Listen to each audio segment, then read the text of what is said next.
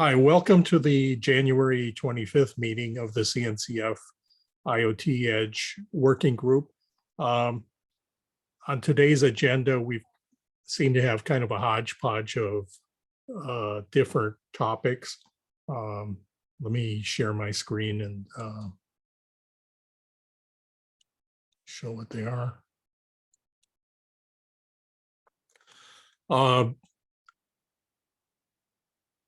So we have a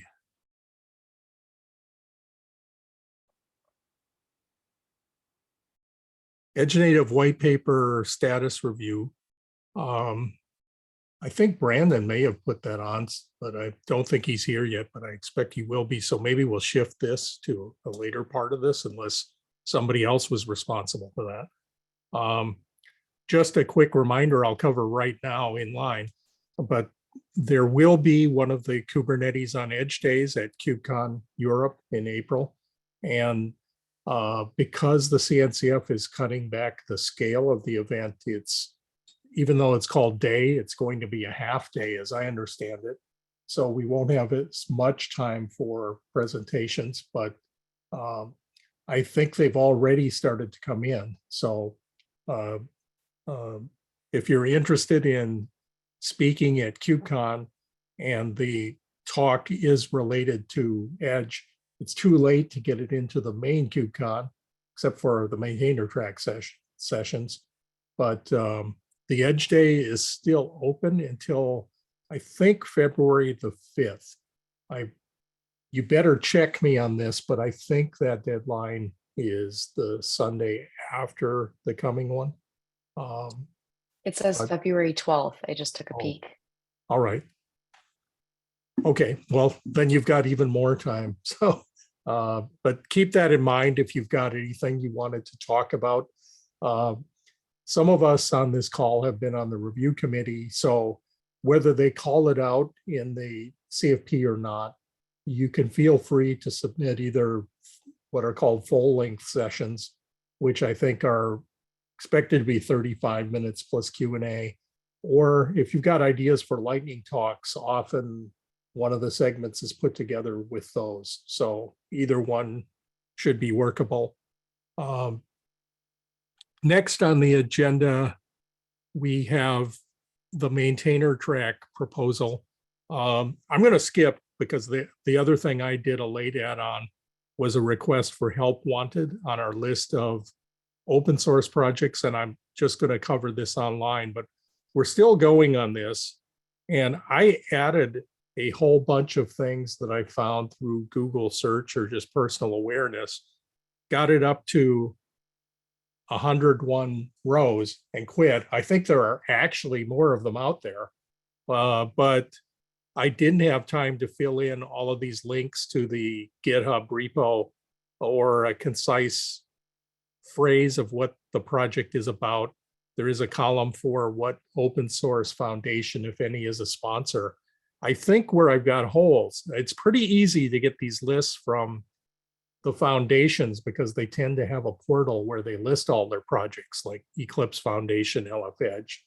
But the gaps, I think, are in sort of this corporate sponsored area where, for example, Red Hat, Microsoft, etc., I know have a lot of these open source IoT and Edge related projects, but strangely enough, they don't seem to have comprehensive portals of what these are. I think part of it is they come out of different business units within these organizations, and nobody at the top, at the top level, they promote their commercial projects or products, but not so much the open source ones. So they're a little harder to find.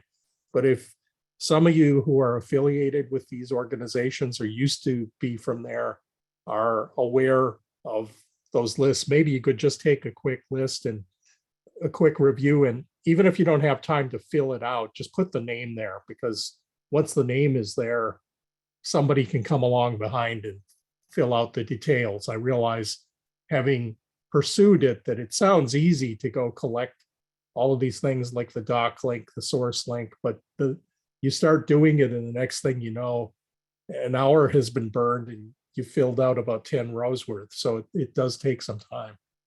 Okay, back to the agenda. Maybe I'll turn this over to you, Dan, for the maintainer track proposal for KubeCon Europe. Sure. So I think the deadline is on Friday, and we still didn't come up with a topic that we would like to propose, if any. I previously offered to do a session on applying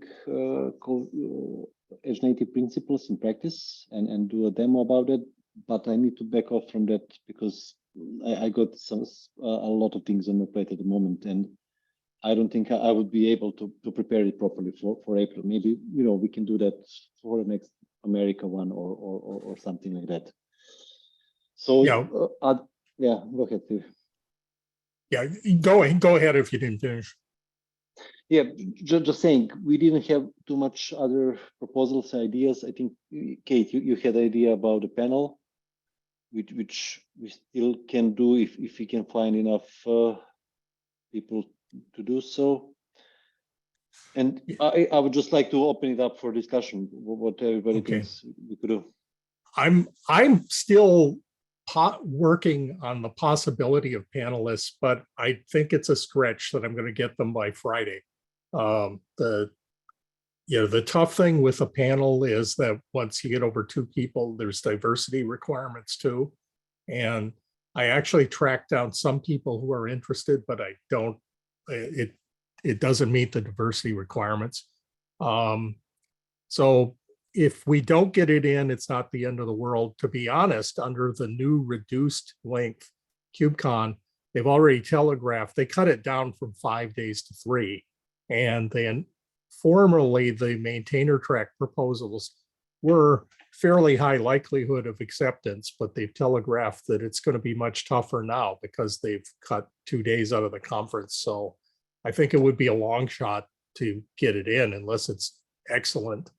And if people have ideas and want to play a part in it, let's continue on the Slack chat if we can get it done by Friday. But otherwise, maybe we'll sit this one out.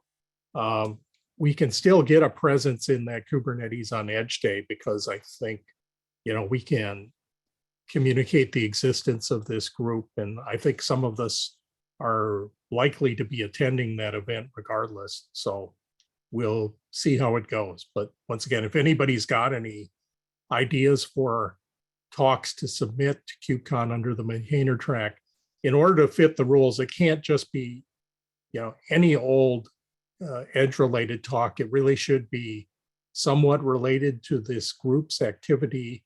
And also I can tell you that having been on program committee, they don't like drop-in speakers that haven't been showing up regularly to the working group or SIG meetings under the auspices of maintainer track. So if you know somebody who's got a great talk, but they've never showed up for a meeting in this group before, it likely would not fly as a talk submitted as maintainer track under this group. I think before we push this to Slack, I'd be curious for folks who are on this call, even if we don't make this happen before Friday, I think this is an important time to discuss what we envision for these talks in the future, namely maybe North America. So other folks on the call, I'm curious if you were to attend a talk that is backed by this working group, what would you anticipate it being about? What would you want it to be about? Or is there just an Edge talk in general that you think is broad in scope that you'd be interested in hearing about?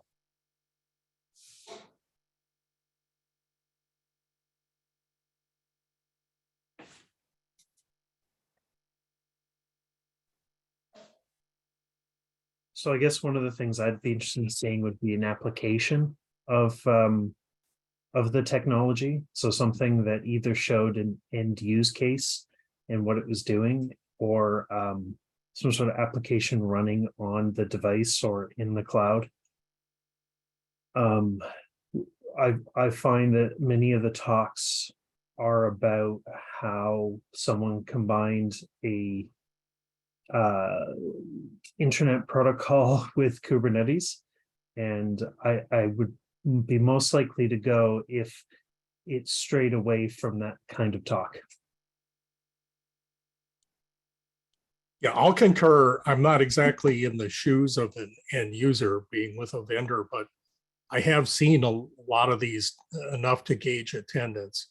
And I think that historically, it's been a little difficult, but I think that the best talks for drawing a crowd are end user case studies where, and things where they're not using just one thing, a lot of times vendors will line up somebody who uses their product and trot them out there really as kind of a hidden sales pitch or a not so hidden sales pitch.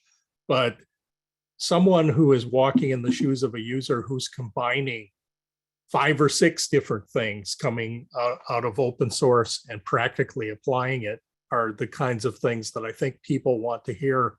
It has credibility. They often tend to be presentations where they're not sales pitches and they go into both the good and bad experiences encountered. And I would love to do that, but sadly, a lot of those user things fall into these categories when you try to organize them, of a user who considers that a proprietary advantage of their business, meaning they don't necessarily want to get out there in public and advertise it to their competitors once they figured out how to put this together. And number 2, they don't necessarily get sponsorship out of their organization to pay for them attending a conference, because it's not business aligned with their employer to the point where the employer would see an advantage to paying for them to attend the conference. But any ideas welcome on how we can come up with something like that. If somebody has contacts for a user who would like to talk. And by the way, KubeCon North America, I think, is in the 3rd quarter, like October, November, if I'm not mistaken, in Chicago. So oftentimes, if you can get somebody who's talking, who's kind of local to the area, at least the travel costs aren't that great. And with signs that perhaps the world's headed into a recession, I know that being an organizer of the Scale conference, we're having trouble with a few of the speakers who got accepted coming in late, saying that the company has imposed travel freezes. And, it wouldn't be outlandish, I think, to expect some of those difficulties, both with KubeCon Europe and North America later this year, unless some things turn around.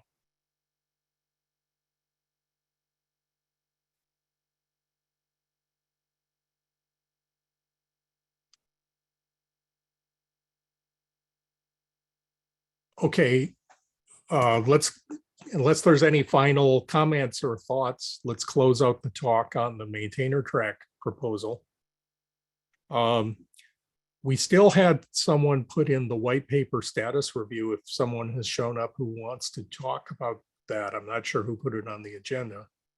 I didn't add it, but I'm happy to add some words to that. Okay. I think a week ago or maybe 2 weeks ago, Brandon mentioned via email having a connection with the KubeCon kind of media and marketing staff about promoting the paper, but that we just needed to get final revisions in. And so he put together the final revisions, and I pushed them up to GitHub, and they got merged. And that was the end of the action item. I thought at that point, I think he was going to take it to the CNCF marketing folks. So I followed up with him about if that happened, but haven't heard back. So I think it's on its way to potentially being pushed out into a CNCF blog, but I think we'll need to hear more about that from Brandon.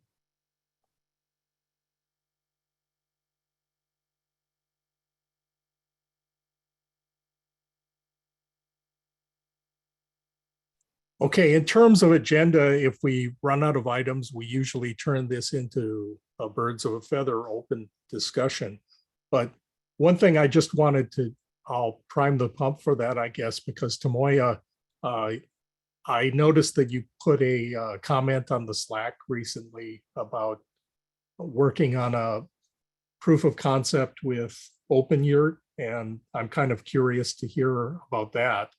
And also, if you want to tell us any updates on what's been going on lately with the robot operating system and the things you've been working on there, that'd be great. Oh yeah, okay. So to that, I got a question. So the spreadsheet that you Yes. mentioned, like the open product. So do you want us to add like description that we know like in this spreadsheet? Yes, I would. You can add descriptions to the projects that are already there. And if there's any projects missing, go ahead and add new rows at the end. We're going to organize them by category later, but we thought we'd just get the list first.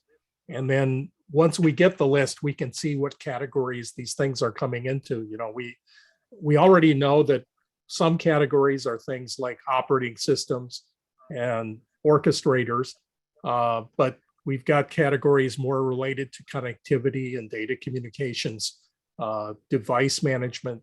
But I think rather than first come up with categories and then fit them in, we'll just get the list of everything out there and then see what they break into, if that makes sense. Okay, I will try. Yeah. And it is moving forward. I think that thing started out a couple months ago and we're up to 100. My gut feel is there's maybe 150 of them out there, although some of these projects, some of them I left out because as I was looking up the data, I discovered that, you know, you go to their Git repository and nobody's touched the thing for 6 years.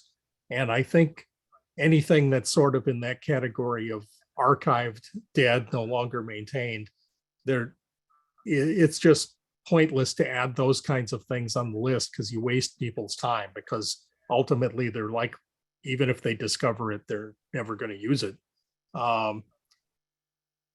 One thing that we might add that is more work is even like a health assessment of, I was thinking after I got into it that if there was a column for when the last update occurred or a metric like how many PRs are being merged per year, that would be a quick pass to eliminate, you know, to kind of help you out if you're trying to find a tool that might be useful. That I know my personal criteria would be that if nobody has touched the repo in a couple of years, I'm really unlikely to care to use it unless it was absolutely the only thing out there that fit my needs. And even then, I'd probably fork it instead of using it. Okay, thanks. So the is like a white paper, the status review. So what's the major difference or update from last time? I think I need time to take a look at it, but if you describe like a major update in general, that would be helpful. By the way, I don't know if it's just me, but I heard your audio breaking up quite a bit. Did anybody else experience that? Yeah. Oh, sorry. Yeah, if you could repeat what you said. I think I caught 2/3 of it, but a lot of it was choppy. Perhaps cut your camera and it will help if it's bandwidth related. Maybe the VPN.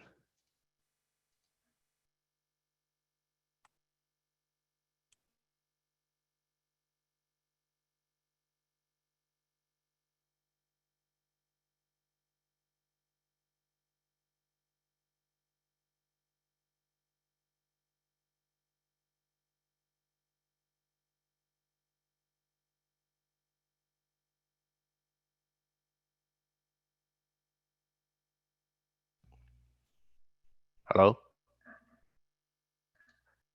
Hi, we can hear you. Can you hear me? Yes, Better? I think it's better. Okay, that's the VPN. So yeah, the question was Edge native white paper. So I was asking what is like a major update from last time. So I mean, I need time to take a look at it, but if you describe like an overview, like it would be helpful to understand what's the difference, if anybody has any idea. From last time, there's not a big difference. It's what we did is a syntactical read through. So make sure commas are where they should be, grammar's appropriate. If you've read the content before or been a part of the writing of it, there's not much new there. The update wasn't of the content, it's of the what we're doing with it is more of the update. So the update is that we're undergoing the process of putting it out into more of a public sphere via the CNCF blog. I see. So you are you going to create a PR to GitHub? I think it's going to be much easier to take a look at the difference, right? So it'd be easier to do review.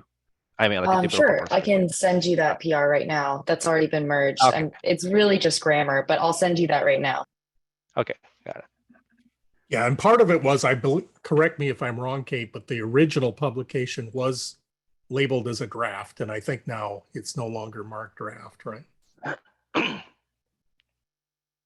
So we left it out there for a comment period just to see if there were any comments indicating serious omissions or errors. But since we didn't get any of those change requests, it got promoted from the draft stage to the, I don't know, I'd hesitate to call it final because, you know, in a rapidly changing field of technology, what's ever final, but it's at least not a draft. It's a snapshot in time. We changed the wording to first edition with the idea that we might have revisions. So this is the first edition of the paper, but it's no longer a draft. That may be arbitrary, but that's kind of what we went with. I see.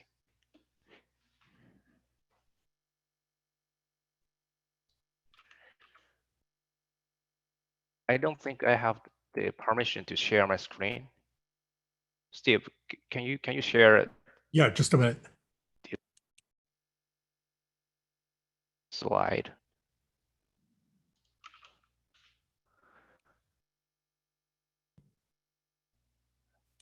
Yeah, so I was invited by Alibaba. So I think the Alibaba Cloud, and I had a presentation at Alibaba Cloud Developer Summit 2023 at Jakarta, Indonesia.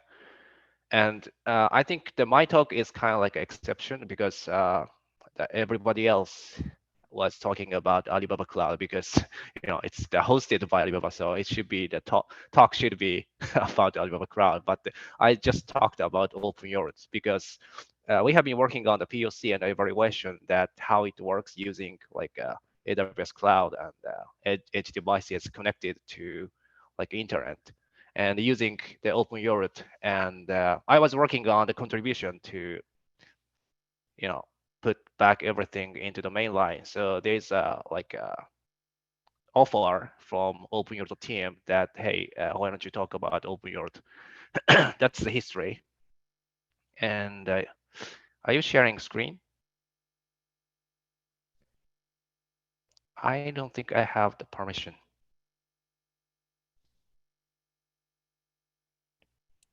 I think I made you a co-host, but let me try again.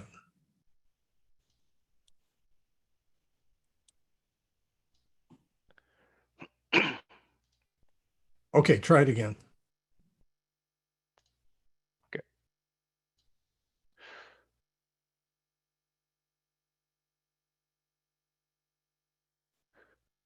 Share.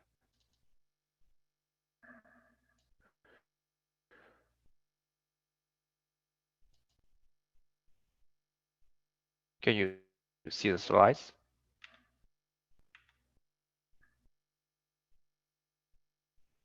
Do you guys see what I see? I don't think I do. Does anybody else see it? I see a note. Yeah. Okay, now I do. It came in. Okay, so I'm gonna skip the unrelated. So yeah, so the background we have is like it's so edge device getting matured, and it's going to be more distributed and collective system. We have the use cases like edge device, like a live streaming entertainment, like a TV station, and autonomous driving, these kind of stuff. So that's the use case. And the key part that I think from the system perspective is like edge device system integration is really burden for us, because even if the function is almost same, we have to integrate the application to a specific platform every single time. So we don't want to do that. So taking advantage of the container or whatever, like to provide the capability for the application modularity. So that's the background. And the goal is like that something we expect is like in the factory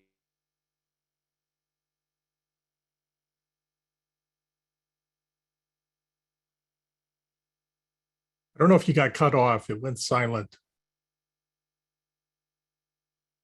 Yeah, I think we might be Video having freeze. too many technical difficulties, Tamoya.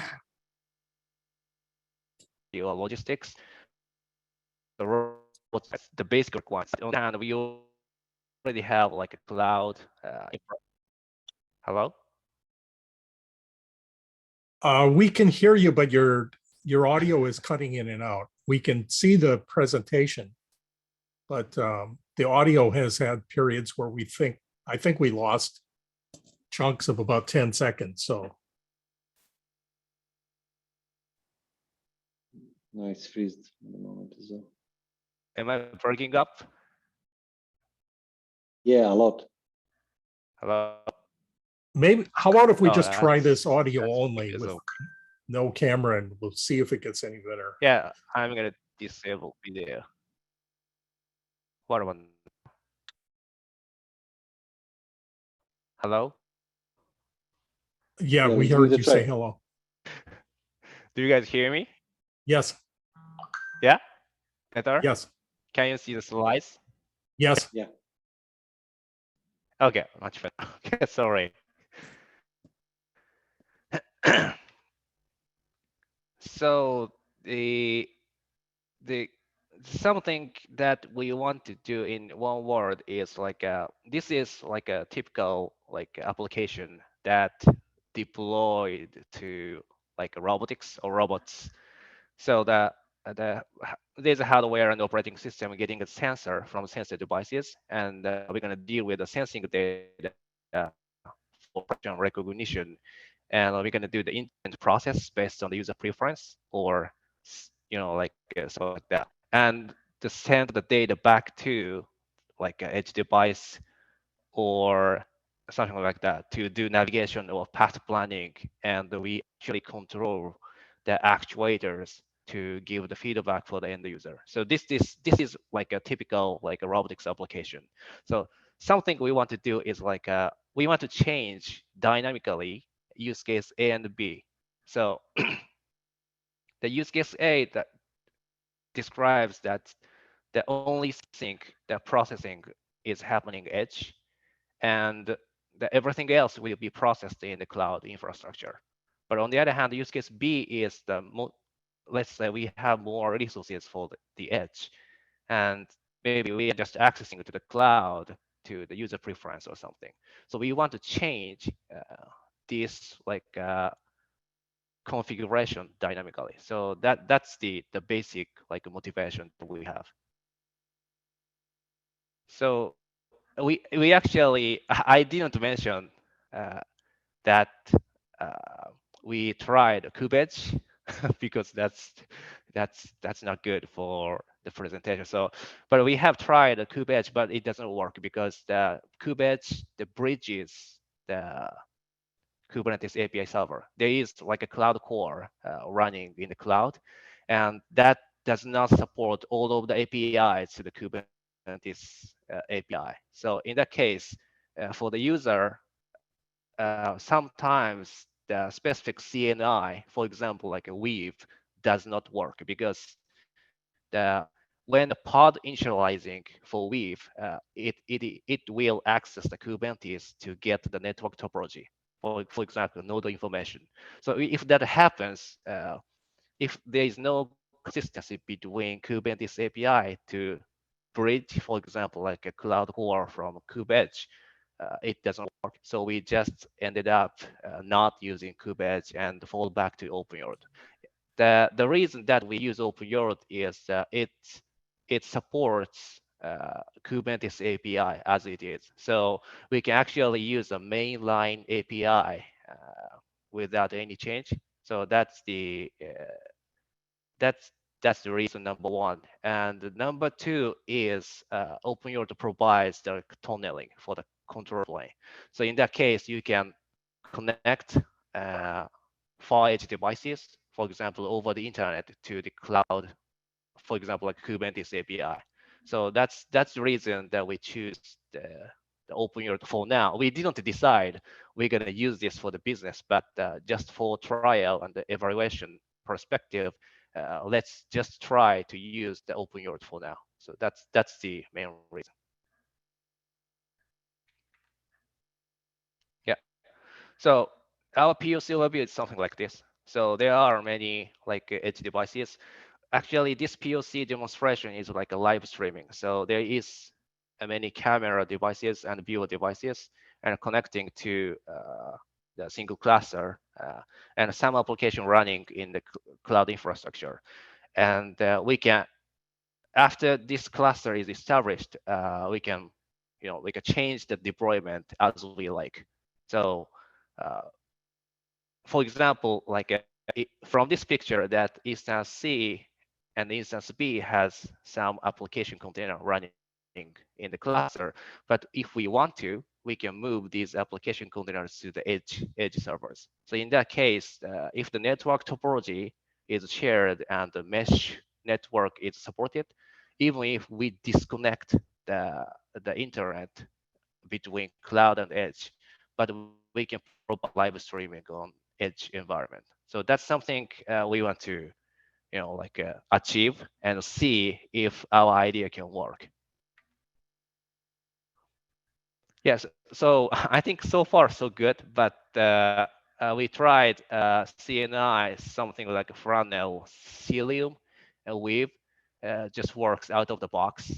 And the OpenYORD provides interoperability with Kubernetes. That is good. And we can also deploy the service mesh to create, because the final goal is to, to create the services for the business logics. So we already tried to use Istio sidecar with this environment, and that works fine. And we had some problems, but most of them are solved. Can I ask a question? That we see based on this POC is I'm sorry. Oh, I was going to ask a question on your previous slide on those other CNIs that you called out. You said that Weave worked, but there were a few others listed like Flannel. Did those not work, or you just didn't get around to using them? Oh yeah. So the application, if you, it depends on like your physical network configuration. So the Weave is the layer 2 emulation. So that means that it can go like go beyond the network. But I don't think the Cilium on the funnel is not a layer 2 emulation, more like a layer 3. So in that case, if your physical network connection is constructed with different network, I don't think for the application container cannot go beyond the network. That's my understanding. So, but anyway, but the CNI is, I think that we can use the CNI implementation based on our requirements. So that's, did I answer your question? Yeah, that did. Thank you. Yeah. So the problem we see right now is like a too much tax for the system. For example, like Kube Edge, OpenYORD tunneling. That we are using actually like a Raspberry Pi 4, these kind of like ARM64 devices, it's not really resource strained pretty much, but we try to use Raspberry Pi 4, but constantly it consumes like a 10% CPU and probably 50 megabyte memory allocation or something. So thinking about like the like a business use cases that we have right now is too much tax we have to pay for the system, and it doesn't do any good for the application. So the what we think right now is we need to reduce the memory footprint and more performance improvement for the CPU consumption. That is one of the requirements for us. Now, we don't know if we will we will try to contribution to the open yard or find something else. But at least using open yard provides that something we like to have. And on the other hand, we have to pay this kind of tax. So that's the current situation. Yeah. Do you have any idea of where that CPU was burned up? For example, if your connectivity is using TLS and you're engaging in the crypto functions on these low-powered devices, sometimes that burns a lot of resource, but I don't know if you've got that going on or not. We are trying to investigate it, but the Kubernetes constantly communicates with API server. I think it's like a librariness and this kind of stuff. So maybe something we can configure as option. I don't know, but that's something we need to address as far as we can see. Okay, thanks. Yeah. Yeah, so the other thing I want to point out here is it's not only for OpenYard, but Kubernetes. So once it comes to like robotics and the robots application, the platform could be more complicated. So the device abstraction more to support more complicated devices to bind to the container runtime would be required. So we already have like a PR for the device plugin that provided by Kubernetes, and the device plugin works okay, but it's not really well, designed like interfaces. So if that device is really that simple enough, I think the device plugin can work for us, but we have like a proprietary, much more complicated devices that requires like a setting parameter, pre-configuration, and initialization. And when it shuts down, there are many procedures to shut down that specific device. So in that case, we cannot support this device via device plugin interface. So I think that could be something. Maybe that's the contribution to the Kubernetes mainline. I don't know, but that's the situation. Yeah, and thank you very much, Kate, that you provided this information. And I was trying to get some attention from, so most of them are like Asia Pacific people. So I was trying to get some attention from them to join. Hey, if you are interested in Kubernetes IoT perspective, why don't you join us? That's what I did mention. Yeah, that's it.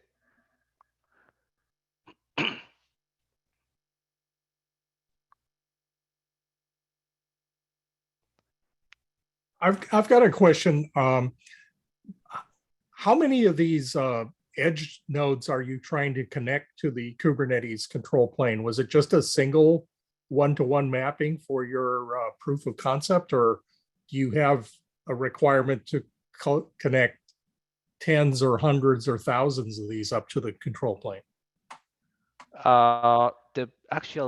We actually tried probably 5, 6 like cameras and some viewer devices for this moment.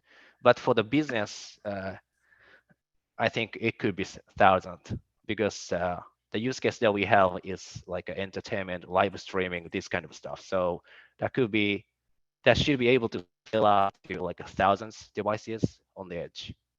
Mhm. Yeah.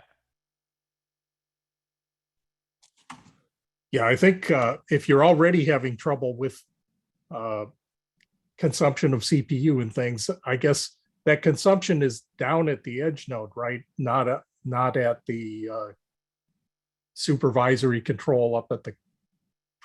Are you running the Kubernetes control plane in a cloud or on some other physical node? At this moment, the control plane is running in the cloud. Yeah.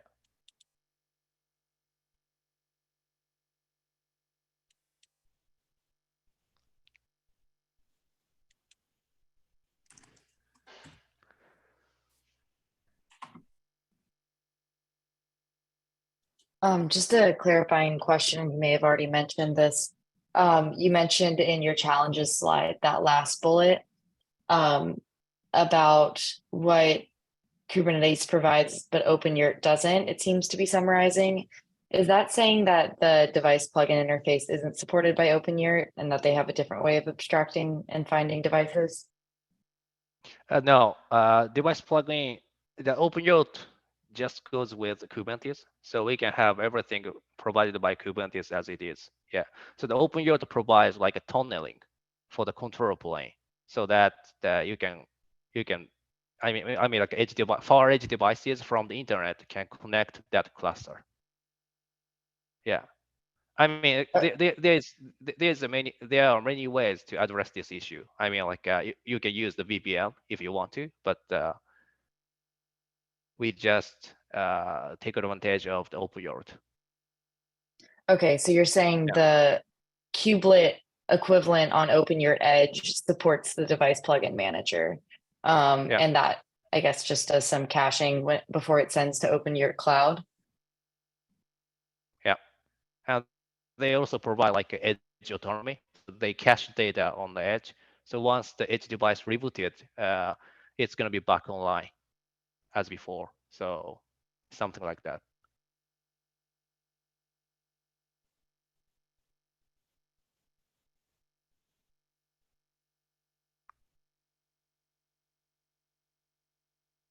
Yeah, I mean, like this is just a POC, so we already have like problems like optimization and the memory footprint. It does not match our requirements, and besides, if it scales up, maybe I think IP table controlled by Kubernetes, I think that's going to be the problem because I think it also scales up as the number of edge devices increase. So yeah, there would be many, like issues that we need to address. But this is the first step, and we just wanted to, like if this works, and trying to squeeze out that problems that we need to address.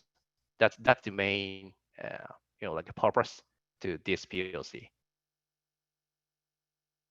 Okay, well, that was a great presentation. I'd actually love to see that in the future with updates because it sounds like you're still pushing forward on this. So Yeah. I'd encourage you to submit this to like KubeCon North America or a Kubernetes on Edge Day event or something like that because I think it's pretty interesting stuff. Yeah, thank you. So yeah, I don't know if I can make it to the next KubeCon. Mhm. Yeah, I don't know, but probably like next time KubeCon North America. Yeah.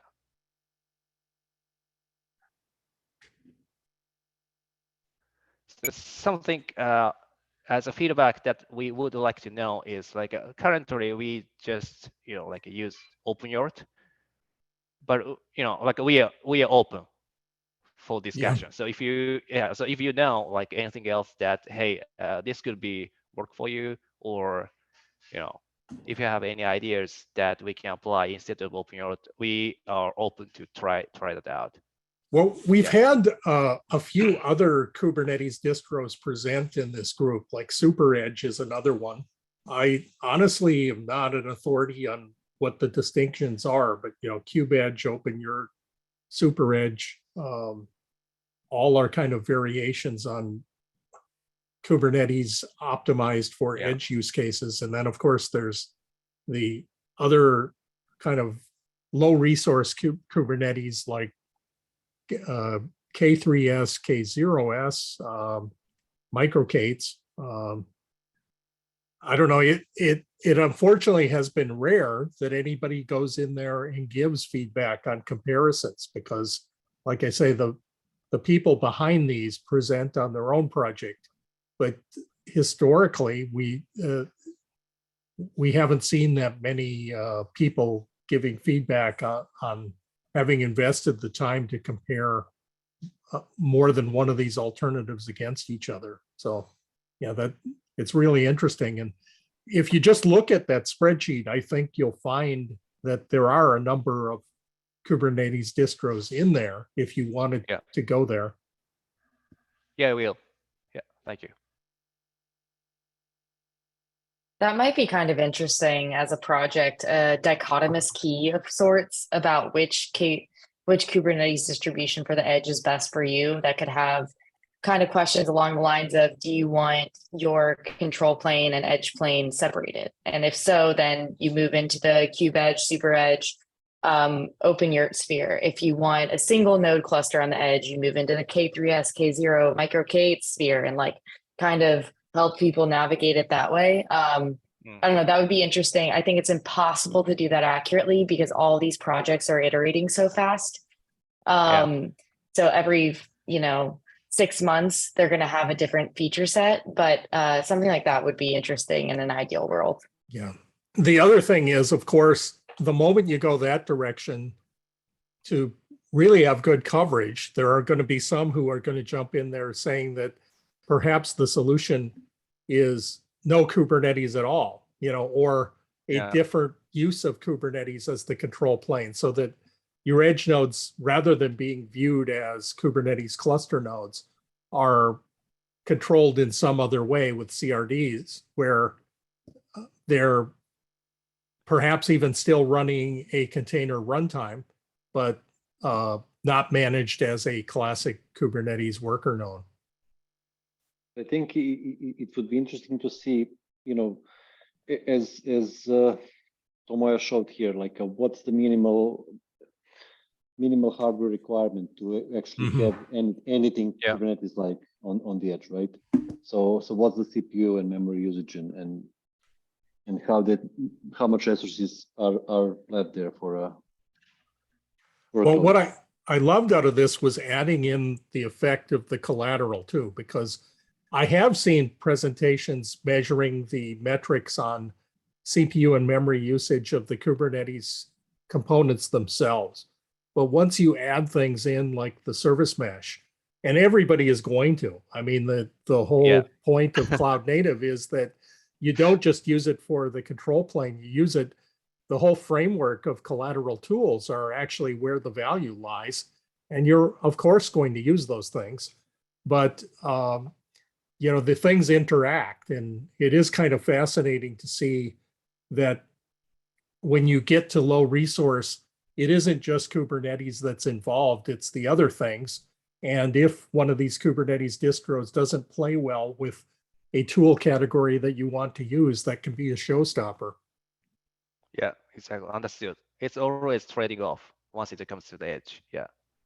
I think even going to legacy IT, when you got to things, even predating things like Kubernetes, like just supporting retail edge with classic VMs, people found challenges with some things related to networks on very low resource hardware, just because things like TLS termination can burn CPU cycles. And if you're sitting there with a device with 1 or 2 cores, you might not have any gas left in the tank to devote to that.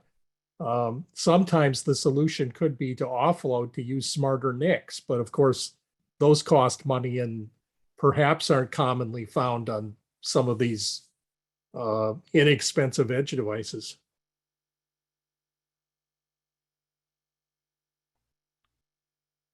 Yeah, thank you very much for the feedback. So we will be working on that, and if anything's up that I can share in this working group, I will. I am happy to share, and yeah. Okay, on the agenda, we've got about 5 minutes left if anybody's got anything. Otherwise, I came up with a few things.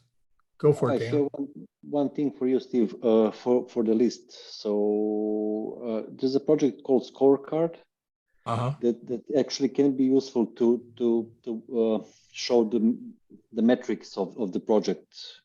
The topic that we discussed earlier, like how many committers and how often is the activity and are there GitHub actions passing and things like that. So I'm not sure. I haven't still played that much with it, but it can be useful for things like this to like have a easy to access score for a project, like is it alive or not, and how well maintained it is. Okay, that sounds great, especially if there's some chance that you I don't know if you've ever used it. Can you just point it at the GitHub repo and have it do it? Because then maybe there's a way to even script this and automate it to fill in a column in the spreadsheet, which I just look briefly. So I think as a maintainer, you can add it to your build, but also as a third-party user, you should be able to use CLI to point to the repo and get a score. Okay, thanks. But Thanks a lot. I'll look into that. I haven't tried it. Yeah. Okay. Well, I'll go try it, and maybe by the next meeting, I'll report back on how it went. I'll maybe manually try it on 1 or 2 of these and see what comes up. I think I'd rather have something like that too, because, if you report a healthiness of projects that has the potential to get controversial where someone would be offended, but if you can say, hey, it's just the tool, it's reproducible. If you don't like the number it came up with, change what it's measuring on your project. Whereas if we have to give it opinion grades, that is probably someplace I don't want to go. Yeah, and it's coming from the Open Source Security Foundation, so it's not just a random tool. So okay, and respectable in this area, right? And CNCF projects need to do the Open Source Foundation Best Practices badge. So it's the same foundation. And I don't know if that badge might actually under the hood use the scorecard. So yeah. Okay, sure, but we can take a look. Yeah, I've got a couple parting items then. First one is a book recommendation. So some of you who come here regularly know that Frederic from the Eclipse Foundation shows up fairly regularly to these group meetings, maybe once every month or 2. And he runs open source for the Edge projects in Eclipse Foundation. He just published a book. I just published it. It just became available about a week ago. And I had ordered an advance copy and actually read it front to back now. And it's very good, with the one limitation is that it says right on the cover, I'm not going to share the screen. I just posted the link in the chat, but the title is Building Enterprise IoT Solutions with Eclipse IoT Technologies. So the title calls out that it's focused on the Eclipse Edge projects. It does a very comprehensive job on those, I'd say. But in spite of that title, when you get towards the end of the book, it does bring in things like Kubernetes and some of the others that are not Eclipse Foundation per se. My own personal opinion, he might think otherwise, and I'll give him the forum if he shows up for a meeting, but I think that the coverage there is a little light and maybe even controversial, but overall, the book is just excellent for calling attention to details that you might be concerned with as you're trying to apply these things to edge use cases. So, if you're doing this as your job, I think the knowledge you might gain out of this book would be well worth the $40 or so it costs. And I recommend the book. It probably is one of these things like anything in tech where a year from now, a lot of it might be stale, but since it just came out a week ago, it's actually really fresh too. So a lot of these tech books, you start reading them if you know the field and instantly know that some of it is a little stale or miss some things. But at this point in time, this book is a really good resource. The other thing that came to me regarding KubeCon Europe, if we're going to have anybody at all in this working group present there, would be this idea of perhaps even if we don't do a maintainer track session, we could have a social meet and greet in the form of a dinner or just meeting for snacks after the conference. And pre-COVID, we used to do that routinely. We could often get some vendor to even sponsor it. So I'd like to put that on the table for KubeCon Europe in Amsterdam, just in case any of us might be physically present there and we could open it up to anybody else who might be. I do happen to know that Amsterdam actually has a pretty vigorous Edge and IoT user community on a local level. I'm talking about like local meetups in the city of Amsterdam. I'm going to drop a link to an event last year as an example where this is just a local meetup group, but Amsterdam, I think, was the sponsor of things like, if you're familiar with that LoRa-based Things network, I think that came out of there. And they have a lot of people working on agricultural government projects. They've got the system to reclaim land from the sea going on with pumping and dikes. And I think that is kind of one of the hot spots in the world for this kind of activity. So I think if we were to declare an informal group meet and greet social dinner or whatever, that we could probably get a pretty good attendance out of that, just from people who live in the area.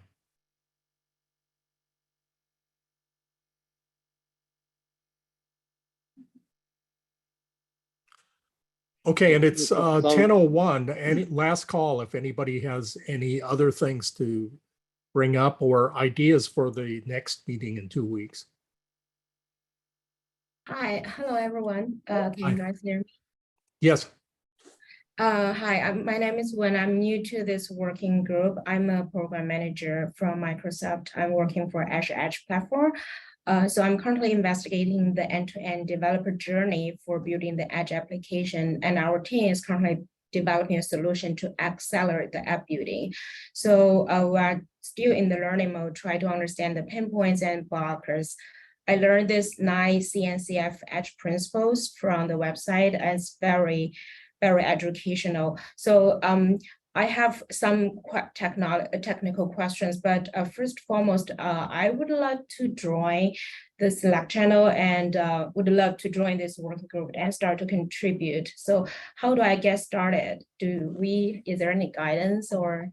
Yes, let me repost in the chat the link to the agenda notes document, and that calls out how you join the group, and that's very simple. There's a Google group mailing list. Just join the mailing list, and that gates access to all the documents and things we have.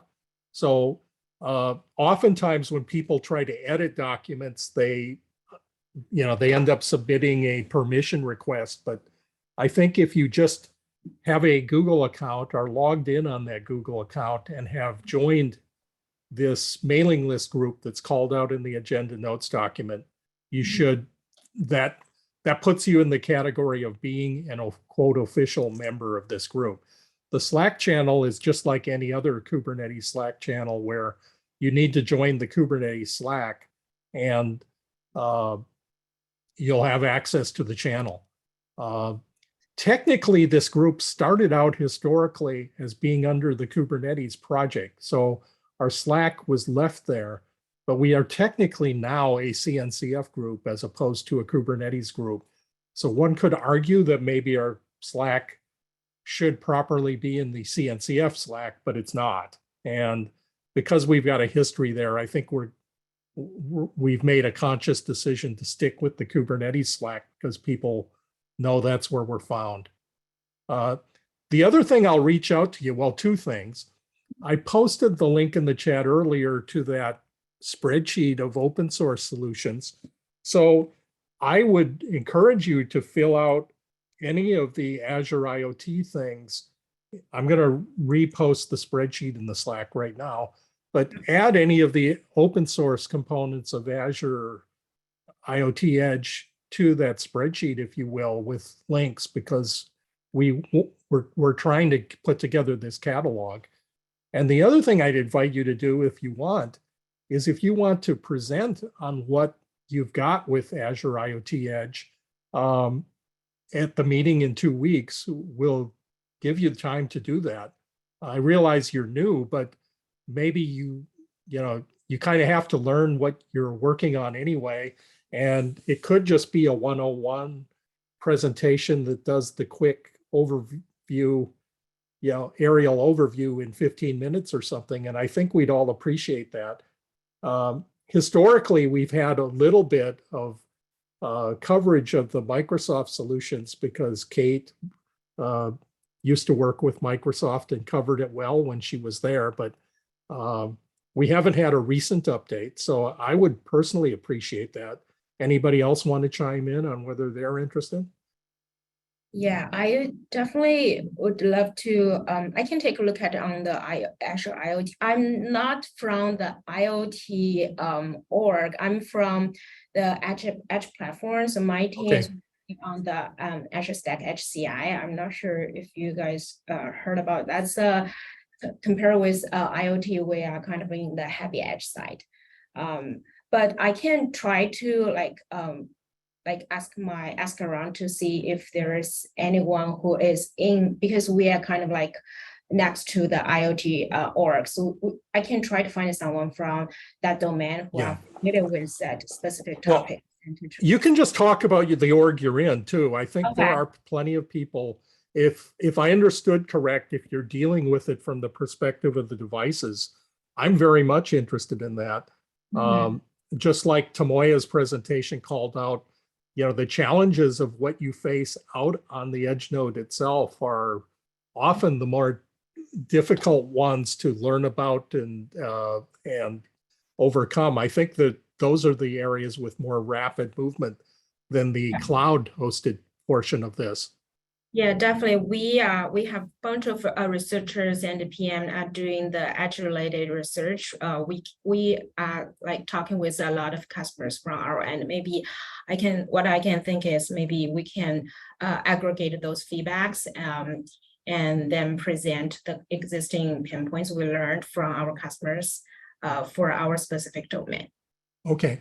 And if you could even get into hands-on of how you'd get started to try it out, because I have touched on the Azure IoT Edge stuff that is, I don't know what kind of a business venture there is, but the physical hardware coming out of seed studios in China actually seems to have a tie-in with the Azure IoT Edge stack to the point where they sell some of those devices with instructions on how to install and use it. So that if that's part of your division, I'm definitely interested in hearing about it. So actually, I can share one website. This is a project we are currently looking into. It's called Jumpstart. I'm not sure if you guys heard about that. It's building the learning platforms for the Azure Arc. Mm-hmm. Azure Arc is is connecting the edge. It's connected between the edge and cloud. So, but I have a hard stop right now. Yeah. How about if we continue this at our next meeting in a couple of weeks, if you're available, or let us know if you are, because this is definitely on topic for this group, and I'm interested. Just to jump in, when feel free to reach out to me. I've previously been talking to Vincent Tam from the AKS Lite group about presenting. So it would be a good pair up of you talking more about the HCI heavier edge and him talking more about the more constrained edge. That could be an interesting kind of full stack overview of what's happening in that area of Azure. So yeah, feel free to ping me. That would be great. Yeah. So I was trying to join the Slack channel, but it said I don't have the account for this workspace, but I will ping you offline maybe. Kate, do you mind share your email address or Sure. would- Yeah, I'll drop that here. Also, my name is you can find me on LinkedIn too, but I'll drop my email right here in the chat. Okay. Sounds good. Thank you. Thanks everyone. Nice to meet you guys. Bye. Cheers. Steve, you're muted. Oh, okay. We're over by 5 minutes, so I'm going to call it to a close, but thanks as usual, everyone, for joining, and we'll see you in a couple of weeks. Thanks, folks.